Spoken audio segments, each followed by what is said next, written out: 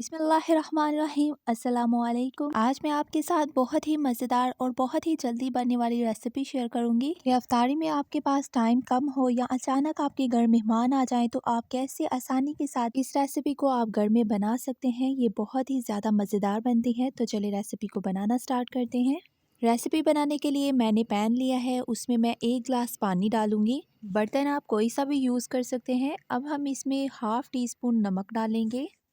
अब हम इसको हल्का सा पकाएंगे। जब पानी हमारा हल्का हल्का पकना शुरू हो जाएगा तो हम इसमें 1 टीस्पून घी डाल देंगे। पकाने वाला घी आप किसी भी ब्रांड का ले सकते हैं। घी हमारा अच्छी तरह से पानी में मेल्ट हो चुका है। अब हम इसमें मैदा डालेंगे। मैदा मैंने 1 कप लिया है। मैदा हमने सारा एकदम नहीं डालना, हमने थोड़ा थोड़ा करके डालना है ताकि मैदा हमारा जो है वो अच्छी तरह से मिक्स हो जाए। चूल्हे का फ्लेम हमने बिल्कुल लो कर देना है। बिल्कुल लो फ्लेम पर ही हमने इसको कुक करना है। हमने इसको तब तक कुक करना है जब तक आटे को पैन छोड़ नहीं देता। आप देख सकते हैं कि आटे में से घी निकलना शुरू हो चुका है और आटे को पैन ने बिल्कुल छोड़ दिया है। इस पॉइंट पर हम चूल्हे का फ्लेम ऑफ कर देंगे और आटे को हम कुछ सेकंड्स के लिए गूंदेंगे।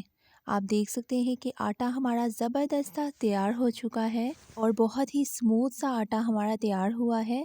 अब हम इसे 10 मिनट का रेस्ट देंगे ताकि हमारा जो आटा है वो बिल्कुल नॉर्मल हो जाए। 10 मिनट गुजरने के बाद हमने इसको गोल सा पेड़ा बना लिया है, जैसे हम रोटी के लिए बनाते हैं। और इसके ऊपर और नीचे हमने अच्छी तरह से मैदा डस्ट किया है और इसको हल्का हल्का सा टैप करके हम इसको बड़ा कर देंगे। हमने इसे रोटी की तरह बड़ा कर लेना है और हमने इसको इक्वल साइज में लाने के लिए और मोटाई को बराबर रखने के लिए अब हम बेलने की मदद से इसको अच्छी तरह से बेल कर बड़ा कर लेंगे। रोटी हमारी अच्छी तरह बड़ी हो चुकी है।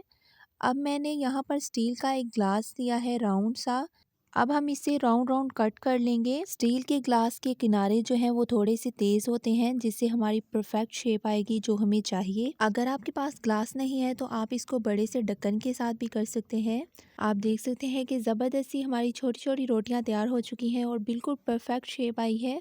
अब हम टिक्कियों के कॉर्नर में जो एक्स्ट्रा मैदा है उसको निकाल देंगे और इसका पेड़ा बनाकर हम इसकी भी टिक्कियाँ तैयार कर लेंगे। टिक्कियाँ सारी बनाकर हम इसको साइड पे कर लेंगे। अब मैंने एक पैन लिया है, इसमें 2 खाने के चम्मच मैंने कुकिंग ऑयल डाला है। अब हम इसमें बारीक कटा हुआ प्याज डालेंगे। एक मीडियम साइज का प्याज मैंने बारीक काट लिया है। अब हम इसको फ्राई करेंगे। चंद सेकंड्स फ्राई करने के बाद अब हम इसमें 1 टेबल स्पून अदरक लहसुन का पेस्ट डालेंगे और इसको भी हम चंद सेकंड्स के लिए फ्राई करेंगे।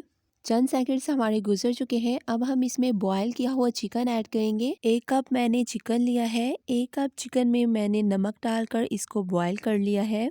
अब हम इसको अच्छी तरह से भून लेंगे।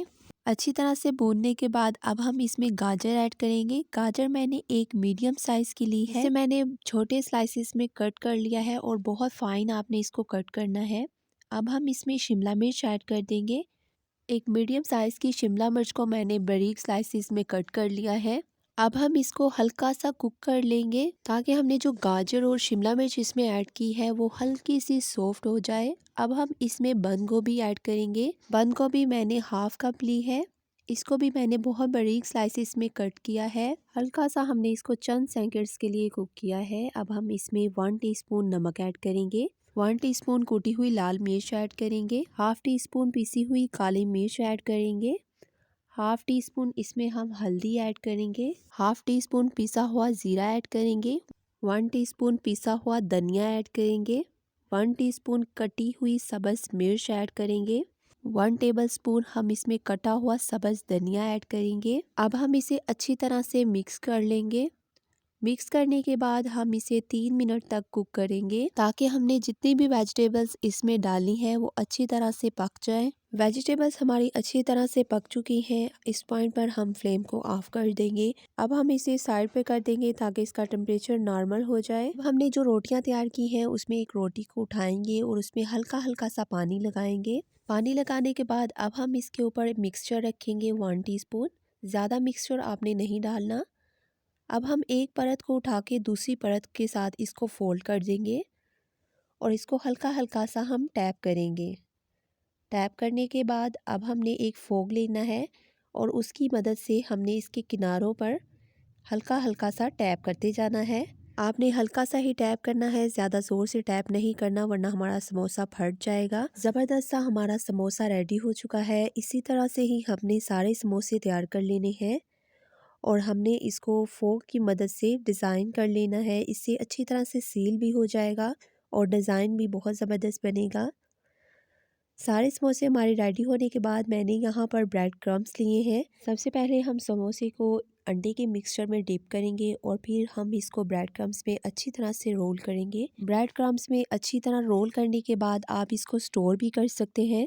तकरीबन 2 हफ्तों के लिए आप इसको स्टोर करके रख सकते हैं। आप इसको एयर टाइट डब्बे में स्टोर करके फ्रीज़र में फ्रीज़ कर लें और इफ्तारी में इसको निकाल कर फटाफट फ्राई कर लें। इस तरह आपका बहुत सारा टाइम बच जाएगा। सारे समोसे हमारे रोल हो चुके हैं। अब हम इसे फ्राई करेंगे। फ्राई करने के लिए मैंने ऑयल को पहले से गर्म करने के लिए रख दिया था।